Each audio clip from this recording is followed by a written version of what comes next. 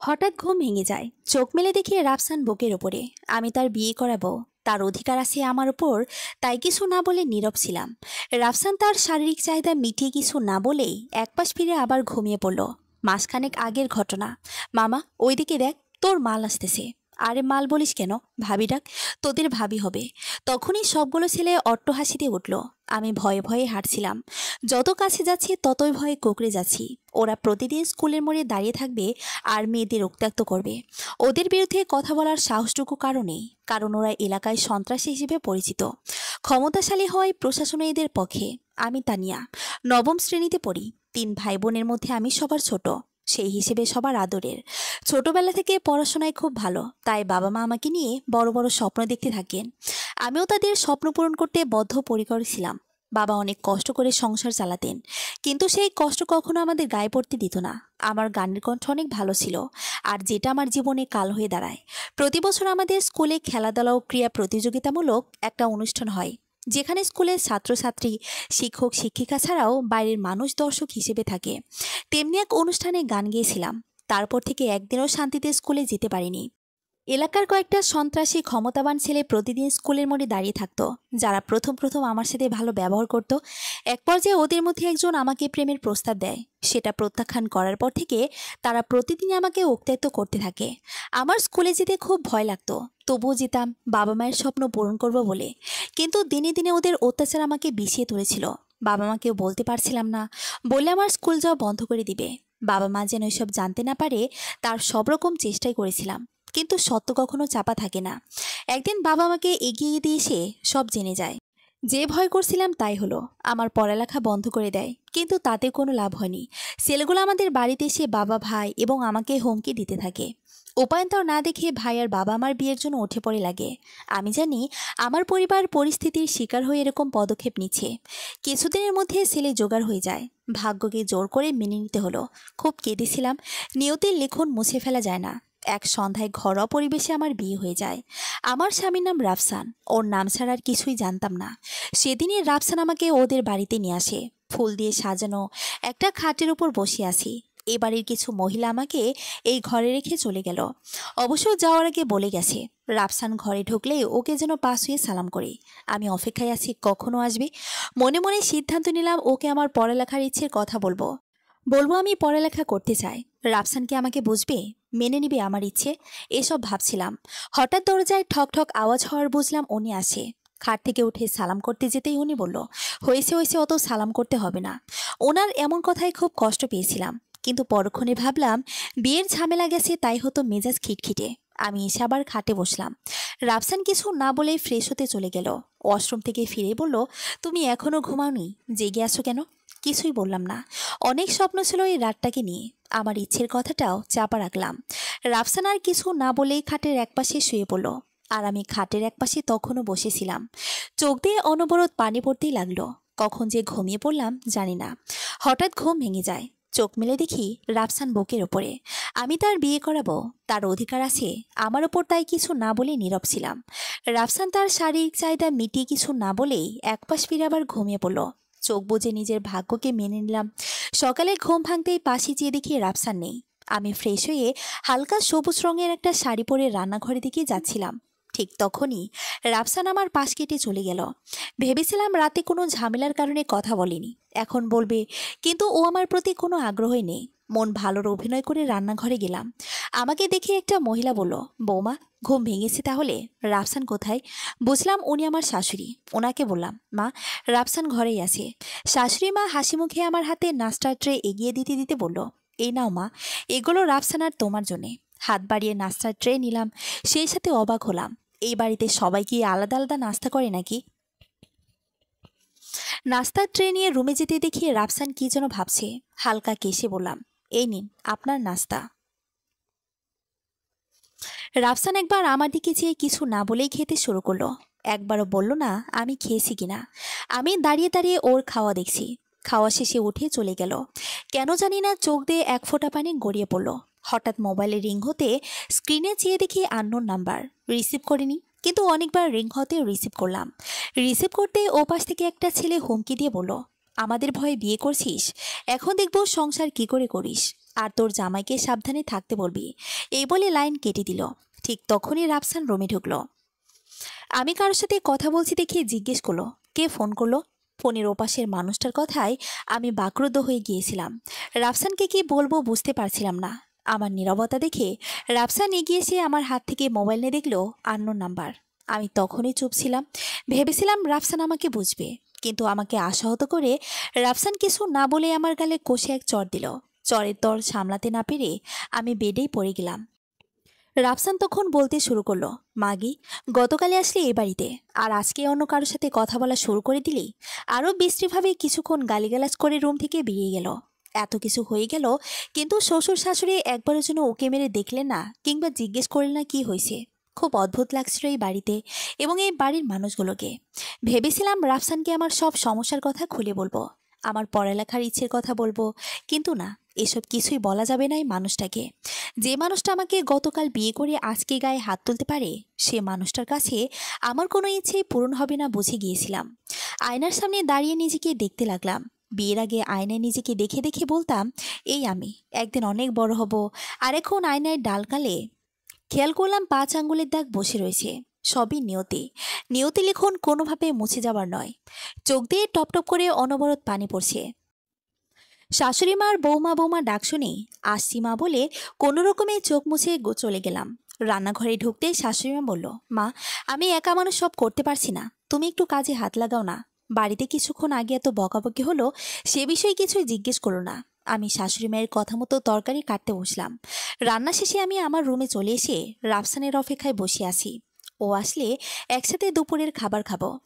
দুপুর গড়িয়ে বিকেল হতে চলল, রাফসানের আসার কোনো খবর নেই। মোবাইলটা হাতে নিয়ে ভয়ে ভয়ে রাফসানের নাম্বারে কল দিলাম। রিসিভ করে গম্ভীর গলায় বলল, কে? আমি অবাক হলাম, নিজের বিয়ে করা বইয়ের নাম্বার সেভ করা না দেখে। আস্তে করে বললাম, আমি তানিয়া। ভেবেছিলাম সকালের জন্য রাফসান অনুতপ্ত হয়ে কিছু বলবে, কিন্তু না। আমাকে বলল, এই মাগি, ফোন করলি কেন? তুই জানিস না আমি এখন ব্যস্ত আছি, ফোন রাখ বলে লাইন কেটে দিল। রাফসানের এরকম ব্যবহারে বাকরুদ্ধ হয়ে গেলাম। নীরব কান্না জানান দিচ্ছিল আমার কষ্টকে। চোখ মুখ মুছে শাশুড়ি মায়ের রুমে গিয়ে আস্তে করে জিজ্ঞেস করলাম, মা, রাফসান এখনো আসেনি, আপনাকে কিছু বলে গেছে? শাশুড়ি মা পান চিবাতে চিবাতে বলল, বৌমা, তুমি জানো না, রাফসান দুপুরে বাড়িতে থাকে না, ওর অনেক কাজ থাকে। শাশুড়ি মায়ের সাথে আরও কিছুক্ষণ কথা বলে নিজের রুমে চলে আসলাম। এবারে প্রত্যেকটা মানুষ যেভাবে আমার সাথে কথা বলছে, মনে হচ্ছে এ বাড়িতে এসেছি অনেক দিন হলো। আমার সাথে সবার অনেক দিনের পরিচয়। সন্ধ্যার দিকে শ্বশুর শাশুড়ির জন্য চা বানিয়ে ওনাদের রুমে নিয়ে গেলাম। শ্বশুর আব্বা চায়ে চুমুক দিয়ে থু থু করতে করতে বলল, এটা কোনো চা হলো? তোমার বাবা মা কি তোমাকে চা বানানো শেখানো না? ঠিক তখনই শাশুড়ি মা চায়ে চুমুক দিয়ে বলল, বৌমা, এটা কোনো চা হলো? যাও, নতুন করে আবার বানিয়ে নিয়ে আসো, লবণ চিনি ঠিক মতো দিবে। ওনাদের এরকম ব্যবহারে অজান্তেই চোখ দিয়ে দুফোঁটা পানি গড়িয়ে পড়ল। তাড়াতাড়ি রুম থেকে বের হয়ে রান্নাঘরে চলে আসতেই চোখ দিয়ে অনবরত পানি পড়তে লাগলো। এই বাড়িতে আসলাম একদিন হলো, একদিনেই এত কিছু। বাবা মাকেও কিছু বলতে পারছি না, বললে ওনারা কষ্ট পাবেন, চিন্তা করবেন। বাবার বাড়িতে যাওয়ার উপায় নেই ওই ছেলেগুলোর জন্য। আবার চা বানিয়ে শ্বশুর শাশুড়ির রুমে দিয়ে আসলাম। রাত 10টার বেশি বাজে, কিন্তু রাফসান এখনো বাসায় আসেনি। চিন্তা হচ্ছিল খুব, কিন্তু কলও করতে পারছি না, কিংবা শাশুড়ি মাকে যে জিজ্ঞেস করব সেটাও পারছি না। দুশ্চিন্তার মধ্যে রাত 11টার বেশ কিছুক্ষণ পরে রাফসান বাসায় আসলো। বাসায় এসে আমাকে কিছু না বলেই টাওয়েল নিয়ে ওয়াশরুমে চলে গেল। ও ওয়াশরুমে যেতেই আমি টেবিলে খাবার সাজিয়ে রাখলাম। ওয়াশরুম থেকে ফিরে রাফসান খেতে বসে গেল, কিন্তু একবারও জিজ্ঞাসা করলো না আমি খেয়েছি কিনা। নিজের মতো খেয়ে বেডরুমে চলে গেল। খাওয়ার মাঝে একবার জিজ্ঞেস করলাম তরকারি ভালো হয়েছে কিনা, কিন্তু কোনো উত্তর পেলাম না। রাফসান যাওয়ার পর আমিও খাবার খেয়ে বেডরুমে চলে আসলাম। বেডরুমে ঢুকতে দেখি রাফসান খাটে আছেও আছে। আমি জিজ্ঞেস করলাম, আপনার শরীর ভালো, চা করে দিব? রাফসান মাথে না করলো। না বলাতে আমি ড্রেসিং টেবিলের সামনে মাথা আঁচড়াতে বসে পড়লাম। কিছুক্ষণ পর রাফসান আসতে ডেকে বলল, তানিয়া, এদিকে আসো। ওনার এরকম ডাকে আমার মধ্যে খুব ভালো লেগেছিল। মনের মধ্যে কেমন যেন একটা ভালো লাগা ছুঁয়ে গিয়েছিল। আমি ওনার কাছে যেতে বলল, আমাকে কখনো কল করবে না, বাইরে অনেক ব্যস্ততার মধ্যে থাকি। আবারও বলছি, আমাকে কল দিয়ে বিরক্ত করবে না, মনে থাকবে। ওনার এরকম কথায় নিচের দিকে তাকিয়ে সম্মতি জানালাম। আর কিছু না বলেই রাফসান শুয়ে পড়ল। আমি এক মুহূর্ত দেরি না করে ওয়াশরুমে চলে গেলাম। ট্যাপ ছেড়ে দিয়ে কাঁদতে লাগলাম। বিধাতা কেন আমার ভাগ্য এমন বানিয়েছেন। ওয়াশরুম থেকে ফিরে শুয়ে পড়লাম। মাঝরাতে কারো স্পর্শে ঘুম ভেঙে গেল। চোখ মেলে দেখি রাফসান। কিছুই বললাম না। আমি জানি এখন কি হবে। সারা রাত চলল রাফসানের পুরুষত্বের খেলা। নিজের শারীরিক চাহিদা মিটিয়ে একপাশ ফিরে আবার ঘুমিয়ে পড়ল। একবারও জিজ্ঞেস করলো না আমি কি চাই। যে মানুষটা আমার সাথে ঠিকমতো একটু কথা বলল না, সে মানুষটা আমার উপর অধিকার খাটাতে একটুও ভাবলো না। রাতে আর ঘুম হয়নি। সারা রাত ফুপিয়ে ফুপিয়ে কেঁদেছি। সকাল হতে ফ্রেশ হতে চলে গেলাম। অশ্রম থেকে ফিরে এসে দেখি রাফসান তখনও ঘুমিয়ে আছে। ঘুমন্ত অবস্থায় মানুষের মুখ কত নিষ্পাপ দেখায়, যেমনটা এখন রাফসানকে দেখে মনে হচ্ছে। ওর মুখের দিকে তাকিয়ে ভাবতে লাগলাম, জেগে থাকলে এই মানুষটা এত নিষ্ঠুর হয় কিভাবে? এত নিষ্ঠুর হওয়ার কারণ কি? পরক্ষণেই ভাবলাম, এর পিছনের কারণ আমাকে খুঁজে বের করতে হবে। আর কতক্ষণ রাফসানের মুখের দিকে তাকিয়ে থেকে রান্নাঘরের দিকে পা বাড়ালাম। খুব সকাল, মা এখনো ঘুম থেকে ওঠেনি। তাই রান্নাঘরে না গিয়ে ছাদে চলে গেলাম। বাহ, ছাদটা তো অনেক সুন্দর। এখানে একটা বাগান করলে ভালোই দেখাবে। ছাদের রেলিং ধরে দূরে তাকিয়ে দেখছিলাম। ভোরের মিষ্টি আলো উপভোগ করতে করতে ভাবলাম, মানুষের জীবনটা কত অদ্ভুত। হঠাৎ কোথা থেকে কোথায় জীবন হারিয়ে যায়। হঠাৎ কারো গলার হালকা কাশির শব্দ শুনতে পাই। ফিরে তাকাতে দেখি একটু দূরে অন্য বিল্ডিংয়ের ছাদ থেকে একটি ছেলে আমার দিকে তাকিয়ে আছে। আমি তাকাতেই ছেলেটা মুখ ফিরে নিল। আমিও ছাদ থেকে নিচে চলে আসলাম। মা এখনো ঘুম থেকে ওঠেনি। আমি রান্নাঘরে গিয়ে সবকিছু পরিষ্কার করে ফেললাম। তারপর নাস্তা বানিয়ে টেবিলে নিয়ে রাখলাম। টেবিলের পর নাস্তা সাজিয়ে রাখার সময় মা ঘুম থেকে উঠে বলল, বৌমা বৌমা, কি করছো কি? নাস্তা টেবিলে সাজিয়ে রাখতে গিয়ে বলল, যাও রাফসানের আব্বুর নাস্তা রুমে দিয়ে আসো। আর রাফসানের নাস্তা রেডি করে ওর রুমে নিয়ে যাও। আমি মাকে বললাম, মা সবাই মিলে একসাথে নাস্তা করি। মা তখন ধমক দিয়ে বলল, যা বলছি তাই করো, বেশি কথা বলবা না। মন খারাপ করে বাবার রুমে নাস্তা রেখে রাফসানের জন্য নাস্তা নিয়ে গেলাম। রাফসান ঘুম থেকে উঠল, কিন্তু ফ্রেশ না হয়ে বেডে বসে রইল। আমি জিজ্ঞেস করলাম, কিছু লাগবে? রাফসান বলল, টাওয়েলটা কোথায়? আমি টাওয়েল এগিয়ে দিতে সেটা নিয়ে ওয়াশরুমে চলে গেল। ওয়াশরুম থেকে ফিরে রাফসান বলল, চা কোথায়? আমি বললাম, নাস্তা করুন, আমি চা করে আনছি। এক ঝটকায় নাস্তা মেঝেতে ফেলে দিয়ে জোরে বলল, তুই জানিস না আমি সকালে চা খাই? গতকালও চা না দিয়ে নাস্তা দিয়েছিলি। মামা বলে শাশুড়ি মাকে ডাকতে লাগলো। মা রুমে আসতে রাফসান বলল, মা তুমি এটা কাকে নিয়ে এসেছো? মা তখন আমার দিকে চেয়ে বলল, বৌমা কি হয়েছে? আমি কান্নারত মুখে মাকে সব বললাম। সব শুনে মা ধমক দিয়ে বলল, এসব তুমি জানো না? রাফসান কি পছন্দ করে না করে এসব তোমার জানার দরকার না। তোমাকে এজন্য এই বাড়িতে আনতে চাইনি, কিন্তু তোমার বাবার ভাইয়ের জন্য আনতে হলো। এসব জেনে নিবা। আর যাও, আবার চা করে আনো। চোখে পানি রেখে মেঝেতে পরিষ্কার করে আবার চা বানাতে চলে গেলাম। চা বানাচ্ছি তখনই বাবার কল করলো। সালাম দিয়ে ফোন ধরতে বাবা বলল, মা রে কেমন আছিস? আমি নর্মালি বললাম, বাবা আমি ভালো আছি, তুমি কেমন আছো? বাবা বলল, আছি ভালো। মা রে আমার উপর রাগ করিস না। আমার অনেক ইচ্ছে ছিল তোরে বড় করম, কিন্তু পারলাম না বলে কাঁদতে লাগলো। আমি বাবাকে শান্ত হতে বললাম। তারপর কাজ আছে বলে লাইন কেটে দিলাম। তাড়াতাড়ি চা করে রাফসানের জন্য নিয়ে গেলাম। রাফসানের চা খাওয়ার মাঝে জিজ্ঞেস করলাম, আপনি কি দুপুরে আসবেন না? রাফসান কিছুই বলল না। চা শেষ করে রুম থেকে বের হওয়ার সময় দরজা পর্যন্ত গিয়ে পেছনে তাকিয়ে বলল, আমি কখনো দুপুরে বাসায় আসি না। আমার সবকিছু মায়ের কাছ থেকে জেনে নিবি। আর কখনো আমাকে জিজ্ঞেস করবি না বলেই হনহন করে চলে গেল। আমি চুপ করে বেডে বসে বললাম, দুদিনে এবারের অনেক কিছু জানা হয়ে গেছে। একটা জিনিস স্পষ্ট বুঝলাম, সেটা হলো এ বাড়িতে আমাকে সবসময় মন খারাপ করেই থাকতে হবে। আমার ইচ্ছের কোনো দাম নেই এ বাড়িতে। একটু পর মায়ের ডাকে রান্নাঘরে চলে গেলাম। দুপুরে রান্না করার মাঝখানে মাকে বললাম, মা আমার একটা অনুরোধ ছিল। মা বলল, কি হয়েছে বলো?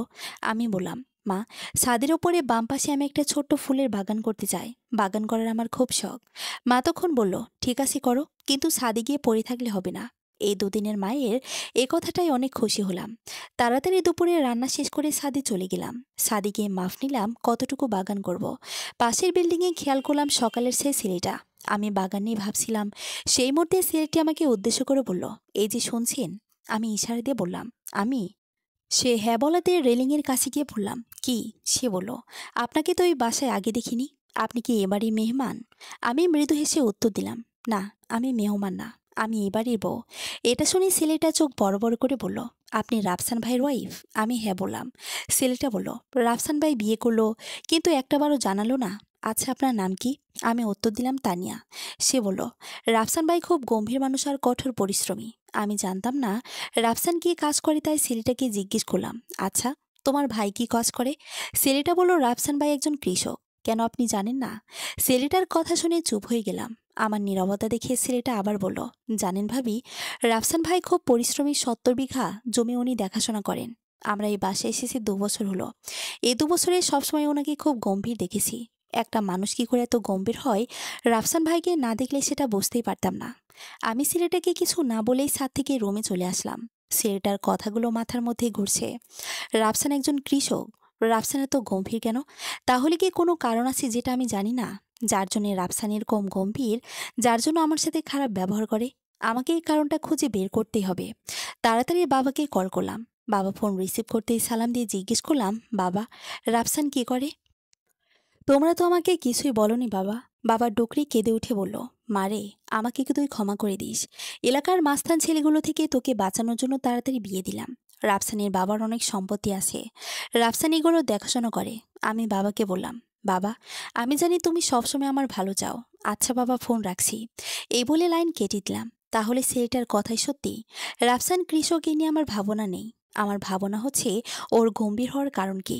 হাতে ফোন নিলাম রাফসানকে কল দিব বলে, কিন্তু ওর আগের ব্যবহার মনে পড়ে যায়, ফোন রেখে দিলাম। বাবা মাকে ডাকলাম দুপুরের খাবার খেতে, কিন্তু মা নিজের রুম থেকে জোরে বলল, তোমার খাবার নিয়ে খাও, আমরা খেয়ে নিয়েছি। খুব অবাক হলাম, কারণ নতুন বউকে দেখে ওনারা নিজেরা নিজেরা খেয়ে ফেললো। আমি দুপুরের খাবার খেয়ে রুমে এসে শুয়ে পড়লাম। এপাশ ওপাশ করছি, কিন্তু কিছুতেই চোখে ঘুম আসে না। শোয়া থেকে উঠে বসে জানালা খুলে কিছুক্ষণ বাইরে তাকিয়ে দেখছিলাম। হঠাৎ মনে হলো ছাদে যাই, ছেলেটার সাথে যদি দেখা হয়, যদি কিছু জানা যায় রাফসানকে নিয়ে। ছাদে উঠে যেয়ে দেখি ছেলেটা আগের জায়গায় ঠায় দাঁড়িয়ে আছে। আমি যে ছাদে উঠেছি সে দেখেনি। একটু এগিয়ে বললাম, আপনি কি সারাদিন ছাদেই থাকেন নাকি? ছেলেটা হকচকিয়ে আমার দিকে চেয়ে বলল, ভাবি আপনি? মৃদু হেসে আবার বলল, না না, ওই যে চিলেকোঠা রুমটা দেখছেন, সেখানে আমি থাকি। খুব গরম তো, তাই রুম থেকে এখন বাইরে বেশি থাকা হয়। আমি বললাম, বা, সে তো ভালো, কিন্তু আপনার পরিবার? ছেলেটা বলল, সবাই নিচেই থাকে, শুধু আমি উপরে, কারণ আমার চিলেকোঠার রুমগুলো খুব ভালো লাগে। আমি ছেলেটাকে বললাম, আচ্ছা, আপনার নামটাই তো জানা হলো না। মৃদু হেসে বলল, আমি নাহিদ। আমি নাহিদকে বললাম, কে কে আছেন আপনার পরিবারে? আমি, বাবা মা আর একটা ছোট বোন। আমি বললাম, আর কেউ নেই? নাহিদ দীর্ঘশ্বাস ছেড়ে বলল, ছিল একজন। বাবা মায়ের অমতে বিয়েও করি, কিন্তু 2 মাস না যেতেই অধর আমাকে ছেড়ে চলে যায়। আমি নাহিদের কথা বুঝতে পেরে বললাম, সরি। নাহিদ বলল, না না, ঠিক আছে। আমি আবার বললাম, আপনি কি করেন এখন? উত্তরে নাহিদ বলল, সাদে ঘুরে ফিরে জানেন, অধরের আকাশ খুব পছন্দের ছিল। আমি অবাক হয়ে তাকিয়ে রইলাম।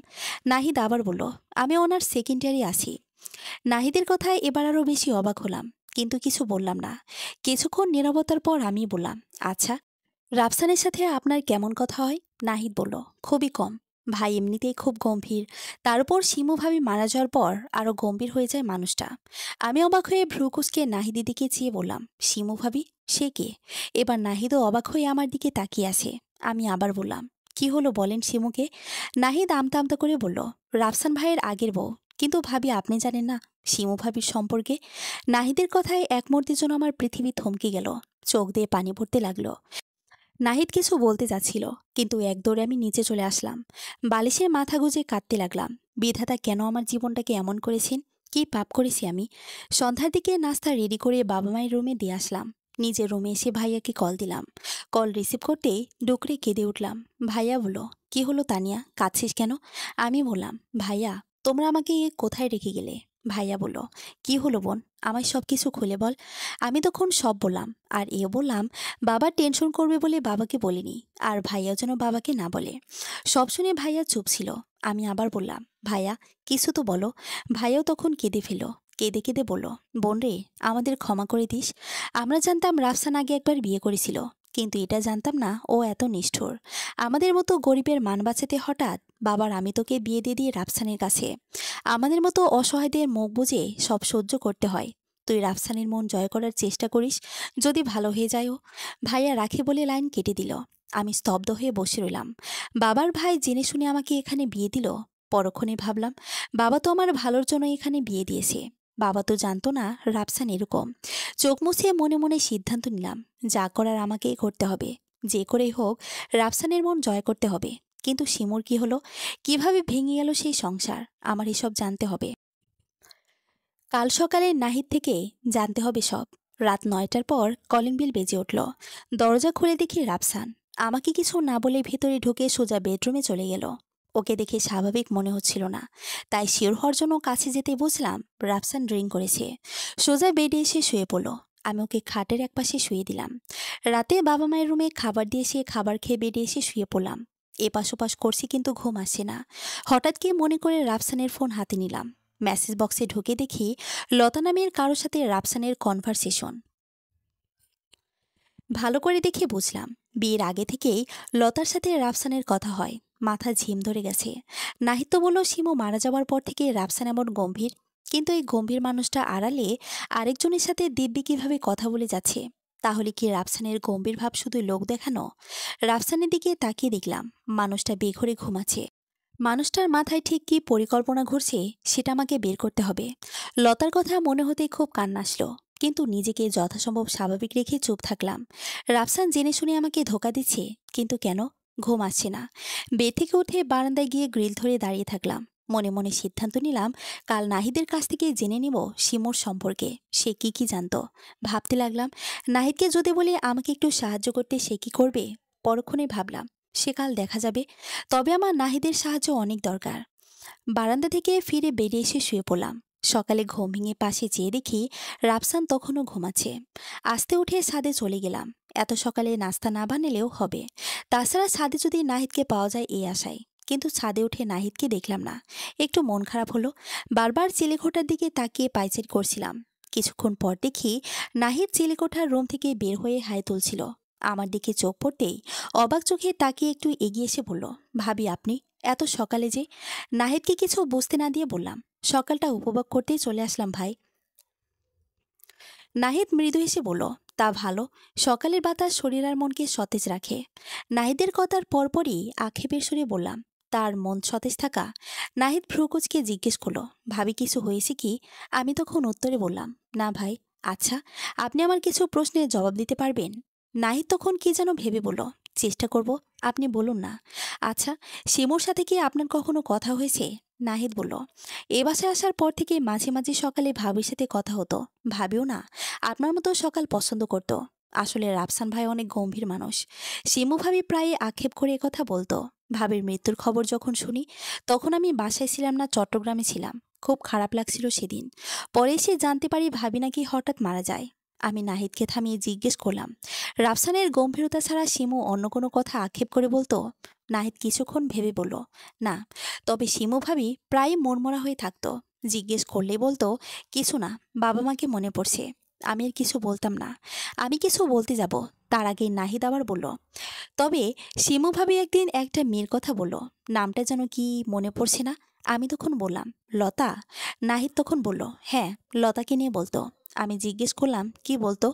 নাহিদ আক্ষেপ করে বলল, খুব বেশি কিছু বলতো না, তবে প্রায় কথার মাঝখানে বলতো লতা আমার চিরশত্রু।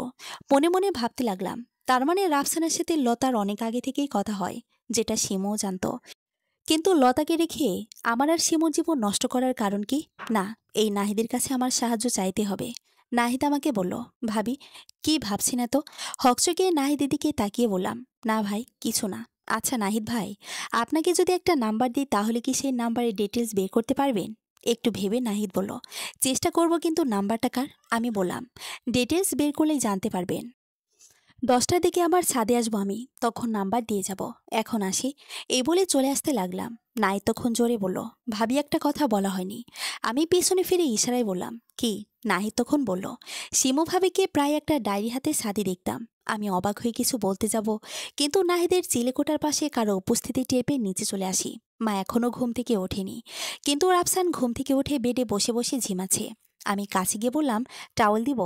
রাফসান কিছু না বলে বেড থেকে নেমে সোজা ওয়াশরুমে চলে গেল। লতার নাম্বারটা নেওয়া হলো না, তাই রাফসানের ফোন থেকে লতার নাম্বারটা ঢুকে নিয়ে রান্নাঘরে চলে গেলাম। নাহিদের কাছ থেকে শোনা শিমুর ডায়েরির কথা এতক্ষণে ভুলে গিয়েছিলাম। নাস্তা বানানোর মাঝে হঠাৎ মনে পড়ে গেল, আমি তো কোনো ডায়েরি খুঁজে পেলাম না। যদি ডায়েরি লিখে থাকে তাহলে সেটা কোথায়? আমাকে সেটা খুঁজে বের করতে হবে। নাস্তা রেডি করে রাফসানের জন্য নিয়ে গেলাম। রাফসান নাস্তা মুখে দিয়েই থুতু করে ফেলে দিল। আমার দিকে চেয়ে ধমক দিয়ে বলল, এটা কোনো নাস্তা হলো? তোমার বাবা মা কি তোকে এই রান্না কিভাবে করতে হয় সেটাও শিখায়নি? আমি কিছু না বলে চুপ ছিলাম। রাফসান আমার নীরবতা দেখে বলল, চুপ করে আছিস কেন বল? আমি তখনও চুপ ছিলাম। রাফসান রাগে গদগদ করতে করতে বাসা থেকে বের হয়ে গেল। মন খারাপ করে কিছুক্ষণ বসে থাকলাম। বাবা মাকে একই নাস্তা দিলাম, তারা কিছু বলল না, কিন্তু রাফসান কেন? তাহলে কি ইচ্ছে করে এমন ব্যবহার? ঘড়ির দিকে তাকিয়ে দেখি 10-এর কাঁটা ছুঁই ছুঁই। তাড়াতাড়ি ছাদে গেলাম। নাহিদ মনে হয় আমার অপেক্ষাতেই ছিল, কারণ ছাদে উঠতে দেখি নাহিদ দাঁড়িয়ে আছে। আমাকে দেখে হেসে বলল, ভাবি, আপনার অপেক্ষাতেই ছিলাম। আমি বললাম, ভাই, অনেক কাজ ছিল। লতার নাম্বারটা এগিয়ে দিয়ে বললাম, এই নিন, এই নাম্বারের ডিটেলস বের করবেন। নাহিদকে বিদায় দিয়ে নিচে আসছিলাম, কিন্তু ছাদ থেকে নিচের দিকে অনেকটা দূরে চোখ পড়তে দেখি রাফসান তাকিয়ে আছে। পিছনে চেয়ে দেখলাম নাহিদ আছে কিনা। তাড়াতাড়ি নিচে চলে আসলাম। রাফসান দেখেছি কিছু? মনে মনে আল্লাহকে ডাকছিলাম। কলিং বেল বেজে উঠল। দরজা খুলতে রাফসান ঢুকেই আমার চুলের মুঠি ধরে টানতে টানতে বেডরুমে নিয়ে এসে দরজা বন্ধ করে দিল। তারপর ইচ্ছামতো মারতে মারতে গালি দিয়ে বলল, দুদিন হলো এ বাসায় এসেছিস, আর দুদিনই ছাদের উপর অন্য কারোর সাথে ঘনিষ্ঠতা না? ইচ্ছামতো মেরে চলে আবার বেরিয়ে গেল। আমি মেঝেতে বসে অনেকক্ষণ কাঁদলাম। কি দোষ ছিল আমার? এইটুকু না হয় ভুল করেছি, তার জন্য এত নির্যাতন? এবারও বাবা মা কেউ একটাবারের জন্য ওকেও দিল না। কিন্তু দুপুর হতেই মা জোরে ডেকে বলল, বৌমা, রান্না করবা না নাকি? দুপুরে কি না খেয়ে থাকবো? চোখ মুছিয়ে রান্নাঘরে চলে গেলাম। এত নিষ্ঠুর কেন এই মানুষগুলা? ভাত রান্নার জন্য চাউল নিতে গিয়ে দেখি চাউল রাখা ড্রামের আশেপাশে অনেক ময়লা জমে আছে। সেটা পরিষ্কার করার জন্য ড্রামটা সরাতেই পেছন থেকে একটা কালো মলাটের ডায়েরি বেরিয়ে আসলো। খুব অবাক হলাম। চাউলের ড্রামের পেছনে ডায়েরি! পরক্ষণে ভাবলাম, এটা শিমুর ডায়েরি না তো। কৌতূহল নিয়ে ডায়েরির প্রথম পাতা উল্টাতেই দেখলাম তাতে লেখা বড় করে, শিমুর আত্মকাহিনী। পাটা উল্টাতেই চোখে পড়ল তারিখ দিয়ে কিছু লেখা। আজ আমার বিয়ে হয়েছে। নতুন জীবনের শুরু থেকেই নতুন মানুষটাকে নিয়ে স্বপ্ন বুনতে শুরু করেছি। মানুষটা কেমন যেন গম্ভীর, হয়তো বিয়ের ঝামেলার জন্যই। দুদিন পার হয়ে গেল, কিন্তু রাফসানকে এখনো বুঝলাম না। ওর কি আমাকে পছন্দ হয়নি? না না, কি ভাবছি? পছন্দ না হলে আমার কাছাকাছি আসতো না। কিন্তু দিনের আলোয় কিসের এত অবহেলা? এ বাসার প্রতিটা মানুষ এত অদ্ভুত কেন? শিমুর কথাগুলো আমার সাথে মিলে যাচ্ছে। তাড়াতাড়ি পরের পাতা উল্টালাম, তাতে লেখা, আজকে রাফসান আমার গায়ে হাত তুলেছে। আমার অপরাধ, চায়ে চিনি হয়নি ঠিকমতো, চিনি ঠিকমতো হয়নি, তাই বলে গায়ে হাত? এত নিষ্ঠুরতা! আজকে আমার বাবা মাকে দেখতে এসেছে। বাবার সাথে কথা বলে একটু প্রশান্তি লাগছিল। এ বাসায় দম বন্ধ হয়ে আসে, মানুষ থেকেও যেন নাই। রাফসান মদ পান করে অনেক রাতে বাড়ি ফিরেছে। বাড়ি ফিরেই কিছু না বলেই আমাকে গালাগাল দিয়ে অনেক মেরেছে। আজকে রাফসানের মোবাইল ধরে জানতে পারি রাফসান অন্য একটা মেয়ের সাথে সম্পর্কে জড়িত।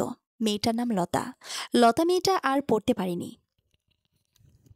শাশুড়ি মায়ের উপস্থিতি টের পেয়ে ডায়েরি বন্ধ করে আগের জায়গায় রেখে ড্রামটা ঠিক করছি। মা এসে বলল, কি ব্যাপার বৌমা, রান্না বাদ দিয়ে সব কি করছো? আমি বললাম, মা, এখানে অনেক ময়লা জমেছিল, তাই একটু পরিষ্কার করলাম। মা কপর রাগ দেখিয়ে বলল, রান্না বাদ দিয়েও তো পরিষ্কার করতে হবে না, তাড়াতাড়ি রান্না করো। মা চলে গেল, আর আমি ভাবছি ডায়েরিটা নিয়ে। বাকি লেখাগুলো আমাকে পড়তেই হবে, এখন পড়া যাবে। তাই রান্না শেষ করে ছাদে গিয়ে পড়ার মনস্থির করলাম। দুপুরে রান্না শেষ করে গোসল করে কাপড় নিয়ে ছাদে চলে গেলাম। অবশ্য গোসলের আগে লুকিয়ে লুকিয়ে রান্নাঘর থেকে ডায়েরিটা নিয়ে আসলাম। পাশের বিল্ডিংয়ে চেয়ে দেখলাম নাহিদ আছে কিনা, কিন্তু কোথাও দেখলাম না। চিলেকোঠাও অনেকবার তাকালাম, সেখানে নেই। ভালোই হলো, ডায়েরিটা পড়ার মাঝে কেউ ডিস্টার্ব করবে না। ছাদে এমন জায়গায় বসলাম যেন নিচে থেকে কেউ না দেখে। ডায়েরি খুলবো তার আগে ফোন বেজে উঠল। ভাইয়া কল করেছে। ভাইয়া এই অসময়ে কল! তাড়াতাড়ি ফোন রিসিভ করতেই ভাইয়ার কান্নার আওয়াজ শুনতে পেলাম। মনের মধ্যে ভয় ঢুকে গেল। ভাইয়ার কি হলো যে কাছে? তাড়াতাড়ি জিজ্ঞেস করলাম, ভাইয়া, কি হয়েছে? কাঁদছো কেন? ভাইয়া কাঁপা কাঁপা গলায় কাঁদতে কাঁদতে বলল, তানিয়া, বাবা আর নেই। ভাইয়ার কথা শুনে স্তব্ধ হয়ে গেলাম। আমিও কাঁদতে লাগলাম। ছাদে বসে বসে অনেকক্ষণ কাঁদলাম। আমাকে তো এখন বাবার বাড়িতে যেতেই হবে, কিন্তু কিভাবে যাব? তাড়াতাড়ি রাফসানকে কল করলাম। ফোন রিসিভ করে রাফসান বলল, তোকে বলছি না আমাকে কল করবি না? হঠাৎ থেমে আবার কান্নার আওয়াজ শুনে বলল, কি হয়েছে, কাঁদছিস কেন? আমি কাঁপা কাঁপা কণ্ঠে বললাম, আমার বাবা আর নেই। আমার কথা শুনে রাফসান কিছুক্ষণ নীরব থেকে বলল, আচ্ছা, আমি গাড়ি পাঠিয়ে দিচ্ছি, তুমি যাও। পরক্ষণে আমি বললাম, আমি একাই যাব, আপনি যাবেন না? রাফসান আমাকে আশাহত করে বলল, না, আমি যাব না, আমার কাজ আছে। কান্না চেপে আক্ষেপের সুরে বললাম, এতটা পথ আমি একা যাব? রাফসান বলল, গাড়ি পাঠিয়ে দিচ্ছি, যাওয়ার ইচ্ছে হলে যাও, আমি রাখলাম। এই বলে লাইন কেটে দিল। একটা মানুষ এত নিষ্ঠুর হয় কি করে? ডায়েরিটা বন্ধ করে নিচে চলে আসলাম। ডায়েরিটা নিরাপদে রেখে বাবা মায়ের রুমে যেতেই মা বলল, কি হয়েছে, কাঁদছো কেন? মাকে বললাম, মা, আমার বাবার নেই। বাবা মা তখন আমাকে বলল, রাফসানকে জানিয়েছো? রাফসান কি বলল? আমি বললাম, রাফসান গাড়ি পাঠাবে, আমাকে যেতে বলেছে, কিন্তু রাফসান যাবে না বলল। বাবা তখন বলল, তো যাও, তুমি রেডি হও গিয়ে। আমি আক্ষেপ করে বললাম, বাবা, এতটা পথ আমি একা একা যাব? বাবা মা আমার দিকে চেয়ে কিছুক্ষণ কি যেন ভেবে বাবা বলল, ঠিক আছে, আমি তোমাকে নিয়ে যাব। যাও, তাড়াতাড়ি রেডি হও, বেশি দেরি করবা না। আমি তাড়াতাড়ি রুমে এসে কাপড় চোপড় গোছাচ্ছি। বাবার কথা মনে পড়ে গেল। বাবা কত কষ্ট করে সংসার চালাতো। বড় ভাইয়ার পড়াশোনার খরচ চালাতে না পেরে খুব কেঁদেছিল। কিন্তু আমার পড়ালেখার প্রতি তীব্র আগ্রহ দেখে কষ্ট করে বাবার ভাই পড়াশোনার খরচ চালিয়ে যাচ্ছিল। বাবাকে কথা দিয়েছিলাম একদিন আমি অনেক বড় হব, কিন্তু পারিনি বাবাকে দেওয়া কথা রাখতে। পারিনি সমাজের কিছু নোংরা ব্যবস্থার কারণে। মনে মনে বাবাকে বললাম, বাবা, আমাকে তুমি ক্ষমা করে দিও। কাপড় চোপড় গুছিয়ে রেডি হয়ে গেলাম। গাড়ি চলে আসলো। বাবা ড্রয়িং রুম থেকে জোরে বলল, বৌমা, তাড়াতাড়ি এসো, যেতে যেতে আবার দেরি হয়ে যাবে। মায়ের কাছ থেকে বিদায় নিয়ে গাড়িতে উঠে বসলাম। আমাদের বাড়ি যেতে 2 ঘন্টার মতো লাগবে। রাস্তায় আমার কান্না দেখে বাবা শুধু একবার বলল, কান্না থামিয়ে বাবার জন্য দোয়া করো। আবার কি মনে করে গাড়ি থামিয়ে একটা পানির বোতল কিনে নিয়ে আমাকে দিল। বাড়িতে পৌঁছে কান্নায় ভেঙে পড়লাম। মা আমাকে জড়িয়ে ধরে বিলাপ করে কাছে। ভাইয়াকে দেখলাম বাবার খাটিয়ার পাশে নিস্তব্ধ হয়ে বসে আছে। সন্ধ্যার কিছুক্ষণ পরেই বাবাকে শেষবারের মতো দেখলাম। জানাজা শেষে বাবাকে নিয়ে যাচ্ছে। আমার ভেতরটা দুমড়ে মুচড়ে যাচ্ছিল। মা তখনও বিলাপ করে কেঁদেই যাচ্ছে। বাবাকে কবরে রেখে দূরে সবাই চলে গেল। ভাইয়াকে দেখলাম তখনও কবরের পাশে দাঁড়িয়ে আছে। আস্তে আস্তে বাড়ির আশেপাশে সবাই চলে গেল। রাতে শ্বশুর বাবাকে খাবার দিলাম। খাবার বেড়ে দেওয়ার মাঝে বাবা বলল, আমরা কালই চলে যাব। আমি কিছু বললাম না। রাতে ভাইয়াকে একা পেয়ে বললাম, ভাইয়া, কাঁদবেন না, শুধু বাবার জন্য দোয়া করবেন, আর আমি কাল সকালেই চলে যাব। ভাইয়া অসহায় দৃষ্টিতে আমার দিকে চেয়ে বলল, কালই চলে যাবি? আমি নিচের দিকে তাকিয়ে মাথা নাড়ালাম। ভাইয়া আর কিছু বলল না। আমি মায়ের কাছে চলে এলাম। একটু ঘুম হয়নি মা, আর আমি জেগে কাটিয়ে দিলাম সারা রাত। নামাজ পড়ে বাবার জন্য দোয়া করলাম। শেষ রাতে মাকে জড়িয়ে ধরে বললাম, মা, আমি সকাল হতেই চলে যাব। আমি আবার আসবো মা, তুমি নিজের খেয়াল রেখো। মা আক্ষেপ করে বলল, মা রে, আজকেই চলে যাবি? আরো 2টা দিন থেকে যা। আমি মাকে বললাম, আমি আবার আসবো মা, কিন্তু আজকে আমাকে যেতে হবে। মা তখন আস্তে করে বলল, ঠিক আছে মা, আবার আসিস। সকাল হতেই বাবার সাথে চলে আসলাম। বাসায় পৌঁছে দেখি মা রান্নাঘরে নাস্তা বানাচ্ছে। আমাকে দেখে বলল, বৌমা চলে আসছো, এই ধরো, এটা বানিয়ে রুমে দিয়ে আসবে। বাবা মারা গেল, মাত্র আসলাম।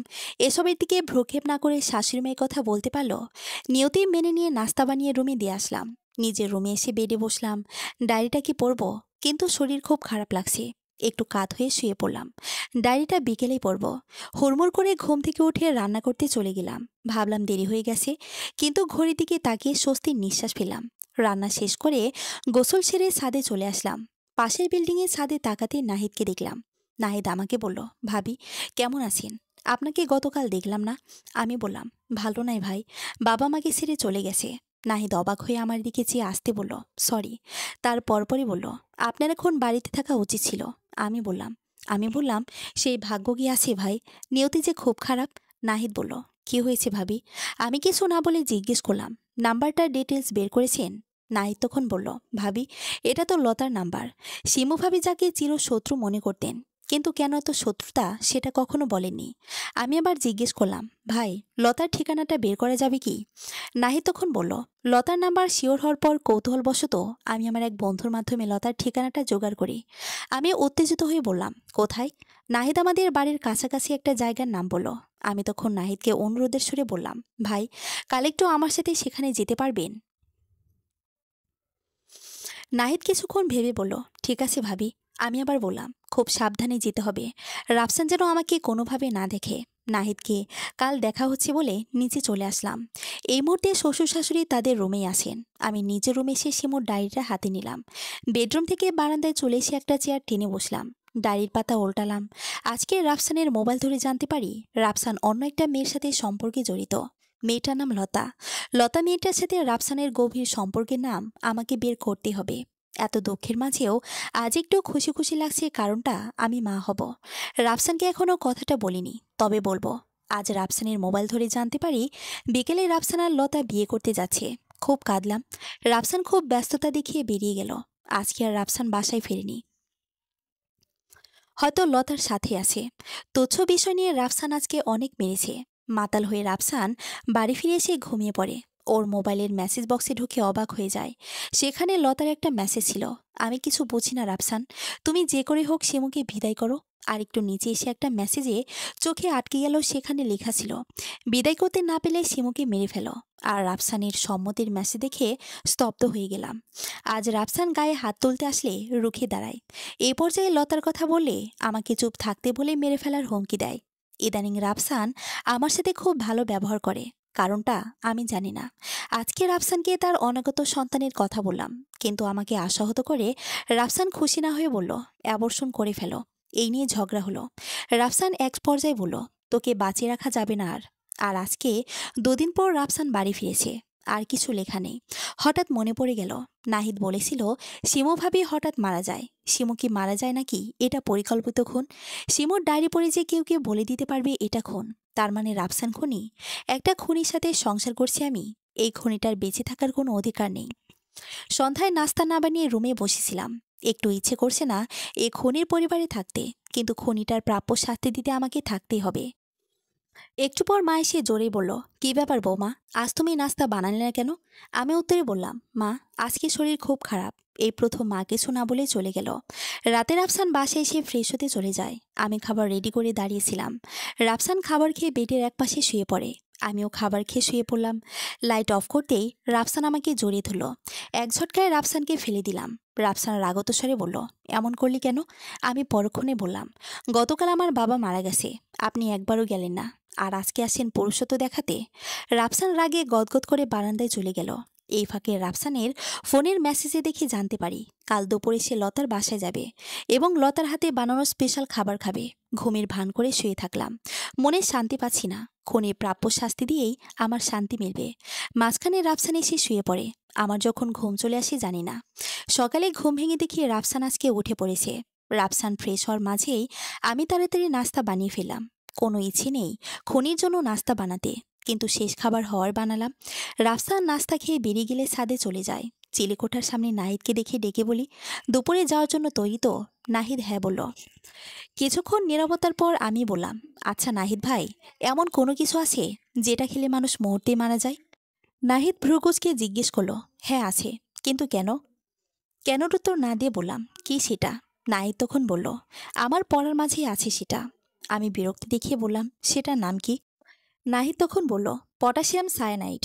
আমি অন্যদিকে ফিরে বললাম, আমাকে একটু পটাশিয়াম সায়ানাইড এনে দিতে পারবেন? নাহিদ আরও অবাক হয়ে কিছুক্ষণ তাকিয়ে থেকে বলল, ভাবি কি হয়েছে আমাকে বলেন তো। এই একটা মানুষ যাকে বিশ্বাস করা যায়, তাই সাত পাঁচ না ভেবে সবকিছু খুলে বললাম। সব শুনে নাহিদ রাগত স্বরে বলল, এই মানুষটার বেঁচে থাকার কোনো অধিকার নেই। আমি আসি আপনার সাথে, বলেন কি করতে হবে? আমি তখন বললাম, একটু পটাশিয়াম সায়ানাইড জোগাড় করেন আর দুপুরে বের হওয়ার জন্য তৈরি হন। আবার বললাম, আপনার নাম্বারটা দিন। নাম্বার নিয়ে নিচে চলে আসলাম। দুপুরে রান্না শেষ করে নাহিদকে কল দিলাম।